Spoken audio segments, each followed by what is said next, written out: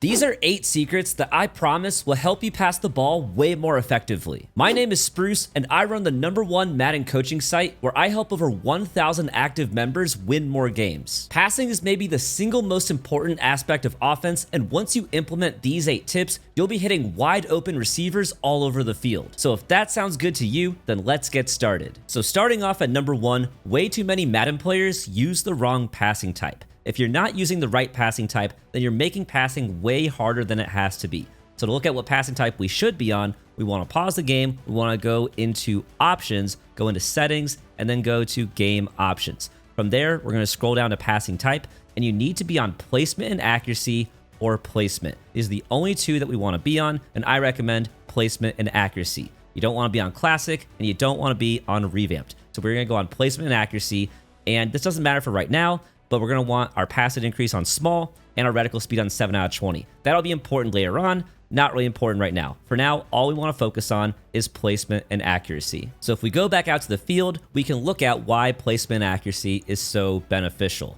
And the first reason is that when you're on placement or placement and accuracy, it's going to give you a dark circle, or the official name is a shaded ellipse, around the receiver that you're throwing to, and it's going to show you exactly where you're pass leading the ball. So when I throw this right here, look at the dark circle that appears when I throw the ball. You can see within that dark circle, or within that shaded ellipse, you'll see my pass reticle, and you'll get to see the exact spot of where I'm trying to place the ball. So like right there, I passed with that ball up and outside, up and to the right, and you saw that the reticle was in the upper right of the shaded ellipse. This time, I'll go up and to the left, and this time, you're gonna see that the reticle is in the upper left of the shaded ellipse. Having that visual feedback to see exactly where you're passing the ball is going to make your passing way more effective, because you know exactly how you're pass leading. And pass leads are extremely important if you want to pass the ball as effectively as possible. Now, the second reason to use the placement and accuracy passing type is that it gives you the ability to guarantee a perfectly accurate pass. And so if you look at what happened right there, because I was able to stop the power meter in between the specific lines that it has marked on the power meter, I got it in the correct region. That'll give me a blue pass, and a blue pass means a perfectly accurate pass. And so while it can be tough to do in the actual game, if you can get blue passes consistently, then you can guarantee that you'll have perfectly accurate passes on all of your throws. And it's definitely going to be easier on underneath passes. It's going to be tougher on deeper passes. Like if I throw to the seam right here, there's really no guarantee of getting a blue pass. Like right there, that was a green pass. You're not going to be able to blue pass a lot of deep balls, but you will be able to blue pass a lot of underneath balls. We'll try one more time on the seam. I think I stopped it just a tad earlier, and so that was kind of like a touch pass right there. Like I said, the blue passes will mostly be on the underneath throws, but we'll try one more time. There's a blue pass up the seam. So it is possible to get on deep balls, but it is just a little bit tougher. Now, the third and final reason to use placement and accuracy is that it's also going to allow you to freeform your passes, but we're going to talk about that more later on. And even if you're not freeforming, for the 2 reasons that we just looked at, you need to be on placement and accuracy if you want to pass the ball as effectively as possible. Now, moving on to number 2, everyone thinks about pre-snap reads in the wrong way. And so right here, I want you guys to look at the defense and tell me what coverage you think they are in based on your pre-snap reads. And what a lot of people on the internet will teach you is that you'll say, oh, there are 2 high safeties. This is cover 2 or cover 4. Let's look at the depth of the outside cornerbacks. They're at 5 yards depth. Clearly, this is a cover 2. Awesome. And so I'm going to drop a route combo that beats cover 2. But there's only one problem. This is cover 3. And all I had to do is put on a very simple custom coverage shell to disguise this coverage. And so if we go into the play call screen, below the formation, you can very easily, on defense, just move your right stick to the left or right and put yourself in any coverage shell you want and call any play with it. It is so easy to disguise a defense. You can do the other thing. You can go cover 3 shell and then call a cover 2. I don't think you'd want to do that, but you can. You can do anything you want to disguise your coverage. This clearly looks like a cover 3 based on traditional pre-snap reads, but it's obviously a cover 2.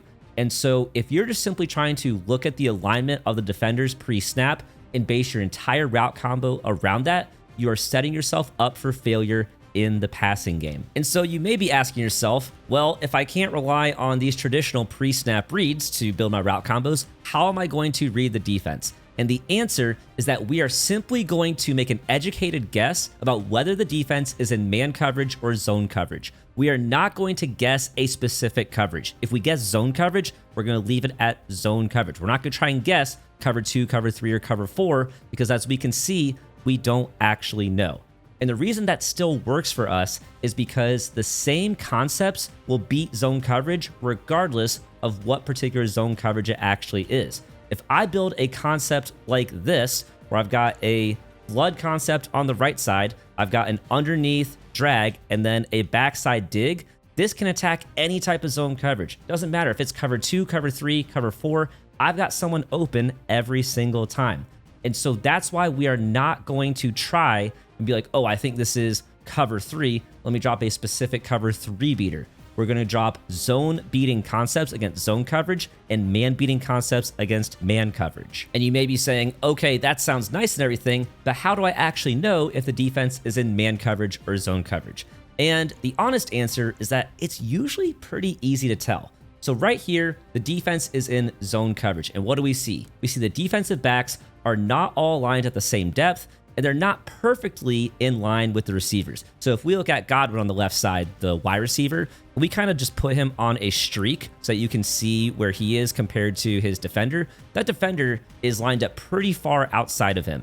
In man coverage, you will almost always see those defenders lined up directly across from the receiver. Now, of course, the opponent might shade their coverage inside or outside, but you'll see that movement, that shading inside or outside. So like right here, if we audible to, wow, the menu's kind of glitching out on us. Let's try this once again. Oh, it's just glitched out. Okay, cool. But here's man coverage. Let me put Godwin on a streak again. Look at how squared up that slot cornerback is compared to Godwin now that we went to man coverage. So that alone should be an easy tell. When you see these guys directly across from the person they're guarding, it's an obvious sign it's man coverage. But as you saw just a second ago in zone coverage, they were much further outside. Now, if your opponent decided to like shade inside or outside, you can kind of see the whole defense moving at once. This is very clearly man coverage being shaded inside and shaded outside. And so there are these little tells that if you just look closely before the snap, you will always be able to tell if it's man coverage or zone coverage. And just like we talked about with zone coverage, is the same with man coverage. As long as we can say, oh, this is man coverage, then we can put man beating routes on the field, and it doesn't really matter which type of man coverage it is. Man beating routes will beat man coverage regardless of the specific type of man coverage. And if you guys truly don't know whether it's man coverage or zone coverage, well, that's gonna lead into our next tip. But real quick, guys, if you're tired of losing games, then you can get things turned around right now by joining our community of over 1,000 winning members at PlaybookProfessor.gg. 97% of our members say they win more games after signing up. So whether you're looking for new schemes, advanced tips, or an active community of other Madden players just like yourself, PlaybookProfessor.gg has exactly what you're looking for. Don't forget to use code SPRUCE to get 30% off at checkout on both monthly and yearly memberships. So I hope to see you over there, and now back to the video. Now moving on to number 3, build route combos that beat every coverage. If you have a good enough route combo, then you'll have someone open against literally any coverage that the defense puts out there. And so right here, I want to show you guys one of my favorite setups out of our Lions offense game plan on PlaybookProfessor.gg. The play is halfback motion slot shake, and this is in the formation gun trio Y flex. Now the adjustments are going to be to put our outside trips receiver on a streak, put our tight end on a deep cross, and put our running back on a flat route. And so we are going to look at zone coverage, man coverage, and even match coverage, and show you that someone's going to be open every single time. And so to start, I have the defense just in a stock cover 3, not even going to shade down or anything. And of course, if your opponent is not shading their zone coverage down, then you have people wide open over the middle. The shake route is open over the middle. Our return route is going to be open. We'll go ahead and run it again real quick. Our return route is just wide open on the outside. And so you're going to have easy 5 to 7 yard gains all day long. So let's say they go, okay, let's take away the easy stuff. Let's shade our coverage underneath. So now we have shaded underneath a cover 3. Well, the return route is still going to be wide open because that shake route is going to pull that linebacker inside. And so our return route is actually wide open for even more yards now. But let's say that left side linebacker decides to go and user the return route so we can't throw to the return route this time. Well, against shade down cover 3, our tight end on the deep cross is going to the second level. And so we just wait for him to cross the field, pass that ball down outside, and we have an easy completion. And so you're really not going to be able to guard this route combo using zone coverage. Same thing with cover 2 and cover 4. It's just not going to work.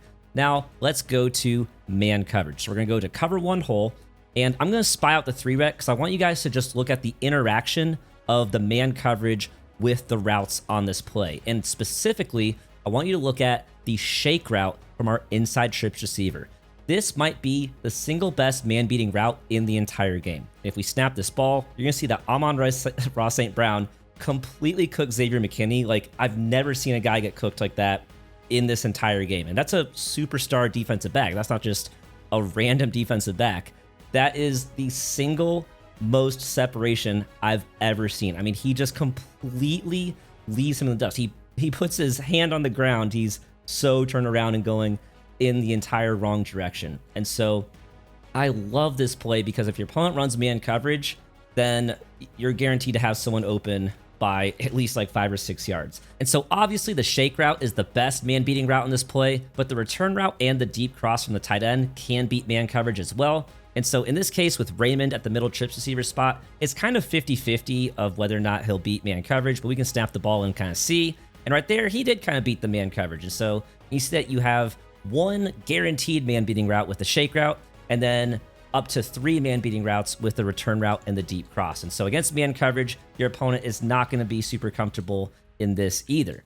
Now, finally, we need to look at match coverage. And so if I audible over to cover 4 quarters, then what we're going to see when we snap this ball is that once again, the shake route is going to end up being wide open. The 3-rec right there just has no chance of guarding it. And match coverage probably does the best out of these 3 types of coverage, but the shake route, again, is going to be wide open. And typically what happens is that's going to be the user in the 3-rec, and the user does not want to guard the shake route all the way across the field. The user is worried about the crosser, the user is worried about the return route, and then oftentimes what happens is that the shake route gets left completely unguarded. Because again, this is the user typically right here, number 7, and when he sees that tight end crosser coming, there's a very natural tendency for the user to come up and take away the crosser because they think they have help over on that side of the field, and the crosser just runs completely free, and you end up possibly taking it all the way for a touchdown. And so that is the play halfback motion slot shake. I am comfortable running this against literally any coverage in the game because whether it is zone coverage, man coverage, or match coverage, I am confident that someone is going to be open every single time. Now, moving on to number 4, always have a read progression on every pass play. This is one of the single biggest things that will take your passing game to the next level. And a read progression is simply the order in which you look at the routes on your play. And if your first read is open, you throw to him. If he's not open, you proceed to your second read. If your second read is open, you throw to him. If he's not open, you go to your third read, and so on. That is the concept of a read progression. And when it comes to deciding your read progression, you want to read your underneath routes first and throw them if they're open, and then progress to your deeper routes if the underneath routes are not open. And so to show you guys an example of a read progression, I'm going to use a setup from our Commander's offense game plan on PlaybookProfessor.gg. The play is Seattle, and this is in the formation gun bunch strong offset. And so there's only going to be 2 adjustments we make on this play. We're going to take our tight end and put him on a drag and put our running back on a streak. And this is the entire setup right here. Now, the first read on this play is going to be our outside bunch receiver early on this wheel route. And this route isn't open a ton, but in the event that your opponent is not guarding the flat on the outside, we always want to punish them for that. And so sometimes your opponent will just play super conservative and they will not have anyone guarding the flat. And when that happens, we're going to take our free 6 yards on the outside every single time. Now, most of the time, people will not be playing that conservatively. And so we're going to go to our second read. And our second read is going to be our tight end on the drag. And so this time we're going to snap the ball. And we're still going to be looking at our first read every time. But we're going to snap the ball. We're going to see that our first read's not open. We're going to go to our second read. So snap the ball. First read isn't really open. Go to our second read, tight end on the drag. And that's an easy 5 yards. And to be clear, guys, it doesn't matter what coverage the defense is in. We are still going to go through the exact same read progression. It could be man coverage. It could be zone coverage. Doesn't matter. The read progression is all the same. So this time it's going to be man coverage. Doesn't even matter what kind of man coverage. We're going to look at our first read. Oh, first read is guarded. Okay. Second read is open. And we have easy yards on the outside. That's the thing. It does not matter what the coverage is. You do not need to read the defense pre-snap. You just need to follow your read progression. Now, the third read is going to be our middle bunch receiver on the crosser. And so we're again going to go through the read progression. Snap the ball, first read guarded, second read guarded, third read open, have an easy completion over the middle. Maybe I should have highballed it just to make sure we get it over that linebacker. But you guys hopefully understand the concept. And against man coverage, it's going to be exactly the same thing. We've already seen that the tight end drag will get open against man. And so maybe in this case, we'll actually take a linebacker and just put him in a hard flat so that drag will be covered. But the read progression concept is exactly the same. We're going to read the wheel, then the drag, then the crosser. And so snap the ball, wheel is guarded, drag is guarded, crosser is open. And so we hit our third read and we have an easy completion. Now the fourth read in the progression is going to be the running back on the streak. And so if we go ahead and set up our route combo once again, we're going to go through the whole read progression. It is going to be wheel, then drag, then crosser, then streak. And so to kind of simulate these guys guarding the different routes, I'm just going to go ahead and man up this guy on the tight end. So he's going to guard the drag, and this guy is going to guard the crosser. It's kind of simulating if your opponent is making like individual adjustments to take away the routes that you're hitting them on. And so we go ahead and snap this ball. Wheel route is covered. Drag is covered. Crosser was actually open anyway because he cooked the man coverage. But as you can see, the fourth read is going to be the running back on the streak. And so that is how you have a read progression. It is simply a matter of the order you look at your routes, and if they are open, you throw to them, and if they are not open, you go to the next progression. And if you have a great route combo, then it doesn't matter what coverage the defense is in. It doesn't matter if they're in man coverage or zone coverage,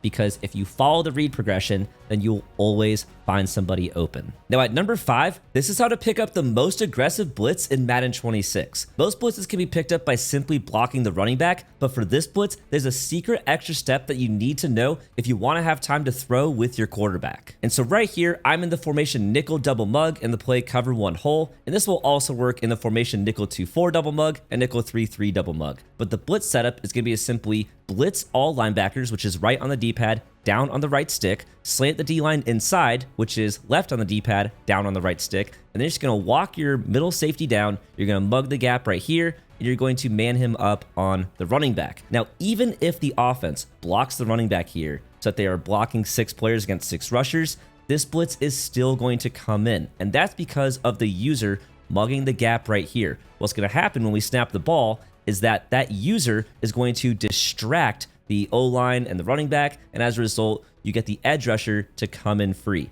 And so if you're on offense here and you're blocking your running back trying to pick the splits up and it's still coming in, what are you going to do? And this is where we have to make use of a new feature that EA added to the game this year called Untarget Defender. So if you're on offense, to use the Untarget Defender mechanic, you're going to hold down LB or L1 to open your pass protection menu, and then you're going to press Y on Xbox or triangle on PlayStation for Untarget Defender. When you press that, what's going to happen is there is a flame icon that's going to appear. You can move your left stick to the left or right, and you can select whatever player you want. You can even press up or down if you want to go to players at the next level. And so once you have that player selected, you'll press A on Xbox or X on PlayStation, and now he is untargeted. And now if you look at the O-line and running back blocking assignments, you will see that the user, or that guy mugging the gap in the middle, he is no longer accounted for. They are completely ignoring him. Now, in theory, if the user wanted to just sprint straight in, he could come in free. But most people aren't doing that with their user. They want a user over the middle of the field. And so with this setup now, when the ball is snapped, you're going to see that everyone is going to get picked up, and we have time to actually make a throw. And, I'm not throwing it here. I'm just showing you guys how the blitz is picked up. If you don't know how to block this blitz, you're going to be in for a world of hurt. And there's a lot of people who don't know how to pick this up, but it's really as simple as just blocking the running back and then untarget that user who's mugging the gap in the middle. And you can see every O lineman picks up a D lineman. The running back picks up a linebacker super easily. And of course, they're still going to shed super fast because it is a 6-man rush and you got the running back blocking a linebacker. So it's not going to hold forever, but you're still going to have several seconds to throw, which is infinitely better than what we had before, which was a free edge rusher coming in unblocked to the quarterback. And so the Untarget Defender mechanic is something everyone needs to know about. It is the single best way to make sure that a user hovering near the line of scrimmage doesn't influence your blockers in any way. And once you start using it, you will see that it is way, way easier to pick up blitzes when you're on offense. Now, moving on to number 6, great pass leads can turn interceptions into touchdowns. You should be pass leading every single throw that you ever make. And to be clear, I'm not talking about free forming or anything crazy. I'm talking about pass leading. And pass leading is simply pointing and holding your left stick in the direction you want to place the ball around your receiver. I'm going to show you guys exactly why pass leads are so important right now. And so we have a flood concept on the left side of the field, and the defense here is just in a normal shaded down cover 3. This first rep, I am not going to pass lead. I am simply going to press the B button for my inside trips receiver on the corner route. And what's going to happen is that because I'm not pass leading, the defender in the outside third is going to come back down and make a play on the ball. Well, it turns out this is a very throwable route if we just use a pass lead on our throw. And so now we're going to set up the exact same route combo against the exact same coverage, but this time I'm going to pass lead the ball down and outside as I'm throwing the ball. And so to do that, I'm just going to be pointing and holding my left stick down and to the left. I want you guys to look at where the ball is going to go on this rep. And so same exact route, but this time down and to the left, and look at how clean of a catch this is because we placed the ball down and outside relative to the receiver. Pass leads are so important for this exact reason. Whenever you throw the ball, there's that shaded ellipse around the receiver. You can rewind and watch that play again. You'll see the dark circle, the shaded ellipse around him. And then when you point your left stick in the direction you want to lead it, it'll put it somewhere on the edge of that shaded ellipse in the direction you point your stick. And so in this case, when we didn't pass lead, so when he's running this way, we were simply leading him straight into that outside cornerback who is playing in the outside third. But when we pass lead it, all of a sudden, we're going to lead the ball out here. We're going to lead him away from where that outside third defender is playing. And sure enough, we have an easy completion along the sidelines. And so we're going to do this one more time. And I want you guys to really pay special attention to where the reticle is going to be in that shaded ellipse. Again, I'm going to be pointing my left stick down and to the left, and you'll see the reticle in the lower left of that dark circle. So if we go ahead and snap this ball, you're going to see that when we throw it, you're going to see that reticle in the lower left, and we have an easy completion along the sidelines. Maybe I waited a tad too long, but we still had the catch inbounds along the sidelines. And so you need to be using pass leads on every single throw. And especially if you have an ability like pass lead elite or set feet lead on your quarterback. There are quarterbacks in the game like Josh Allen, Justin Herbert, Baker Mayfield, Joe Burrow. They have the pass lead elite ability, but it only activates if you actually use a pass lead on your throw. And so I strongly recommend that everyone gets into the habit of using a pass lead on every single throw that you ever make. Now, moving on to number 7, you should be using bullet passes on almost every throw. And this is one that the TikTok comments love to argue with me about, but I promise you it's true. The only time you shouldn't be using a bullet pass is if you're throwing a super deep streak. And realistically, that's not going to be happening that often. Most of the time, you'll be throwing a bullet pass. And to throw a bullet pass, you simply press and hold the button of your receiver when you're making your throw. And so right there, you can see a bullet pass. It zips the ball from your quarterback to your receiver for an easy completion. Now, if you have the pass lead elite ability or the set beat lead ability like Josh Allen does, then your bullet passes will be even faster. But even without that special ability, bullet passes are still the best way to pass the ball. Now, there are some players who think that in order to get the ball over the linebackers, you need to use a touch pass or a lob pass in order to arc the ball over them, and that's simply not true. As long as you throw the pass with good timing and use a good pass lead, you do not need to use a touch pass to arc it over them. Like, I'm going to show you guys in the most extreme case what's happening when you're not bullet passing, and all you're really doing is you're just lobbing the ball in the air. I know that's an extreme example, but you have to think about it. Anytime you are not throwing a bullet pass, all you're doing is making the ball take longer to get to your receiver and giving the defense more time to react to the throw. And I know you guys will be like, that's a bad example, but I did that lob pass to just show you the other end of the spectrum of when you're not bullet passing. At the end of the day, there is no reason not to be throwing bullet passes on these throws. It is simply the fastest way to get the ball into your receiver's hands. Now, let's talk about the times where you actually would use a lob pass or a touch pass. And for that, we're going to have to back up because you're definitely not going to be doing it from the 30-yard line. So we'll go way back here. Now, if your opponent is in something like press man coverage and you need to throw the ball over the top to your receiver, that is where you would be using a lob pass or a touch pass. So we'll just go nickel 2-4 double mug. We'll go cover one hole, a super aggressive blitz, and we'll just call anything that we can send people deep on. Doesn't really matter. I'll just pick a play. And so the blitz would be to press up, show blitz on the linebackers, slant the D-line inside, kind of the same blitz we've looked at earlier. And for this right here, we would definitely have to block our running back. We'd have to untarget the user. We're not going to have a ton of time to get this ball off, but there's going to be at least a second or two. So what we're going to do right here is we're going to look at Shakir. I'm actually going to put Shakir on a slot fade. We'll go ahead and we'll block Kincaid as well. Maybe we'll put Palmer on a streak just in case. Right here, what's going to happen is we can use a lob pass or a touch pass to get the ball over the top to Shakir. And so if we go ahead and snap this ball, you see that if we just use a lob pass or a touch pass, now we're putting the ball way over the top for an easy completion. We obviously don't want that low trajectory, because if it's a low trajectory, then the defensive back would be able to swat it down or even intercept it.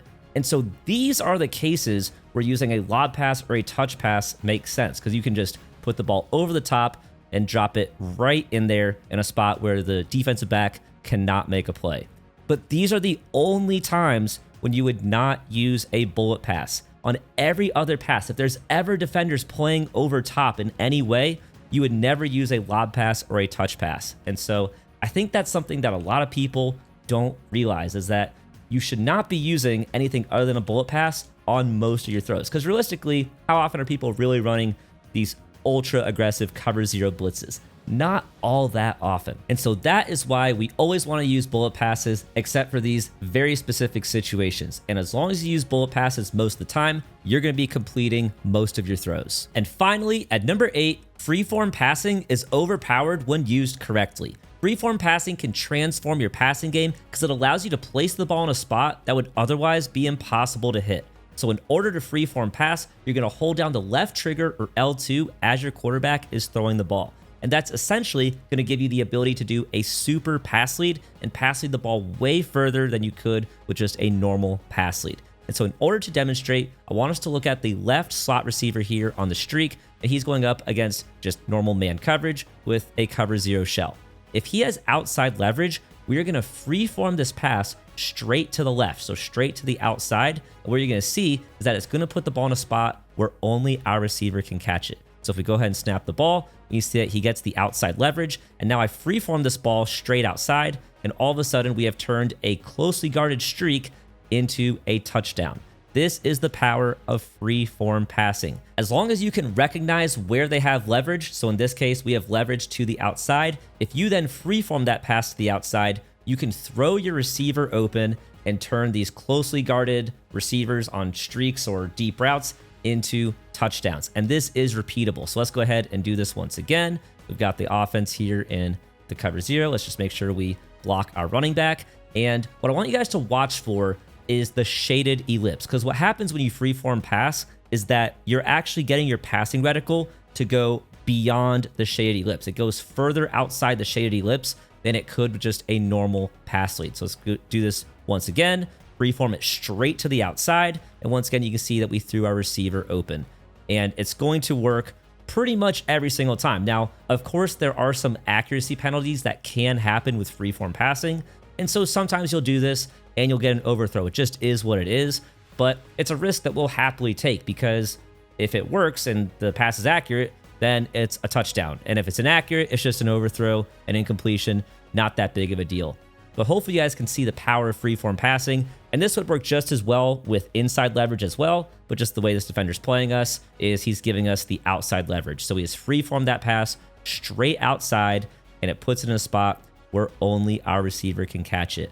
And just to reiterate one more time, this is something you can't do with a normal pass lead. If you just did this with a normal pass lead, it would be intercepted. You can only do this with freeform passing. And to show you guys, once again, what I have my settings on, we go to game options, we go down to passing type, placement and accuracy, pass lead increase small. This is the most important thing right here, guys. If you have this on none, then none of this will work. And just to get into the nitty gritty, basically none means your reticle cannot move outside of the shaded ellipse. Small means it can move a small amount outside the shaded ellipse. And if you go medium or large, then you can go way outside the shaded ellipse, and I would not recommend that. So be on small. Reticle speed 7 out of 20, but it actually doesn't matter as much as people think. But as long as you have these settings right here, you will be able to freeform pass just like I did in these examples. And so that is freeform passing, and definitely try to start incorporating it into your game, because if you do, it will take your passing game to a whole new level. So those are 8 secrets to master passing in Madden 26 that will have you scoring points on every single drive. But if you need help getting stops on the defensive side of the ball, then you'll definitely want to check out this video right here, where I break down the 7 defense lessons I wish I had learned way earlier. If you're struggling on defense, then you need to watch this one next.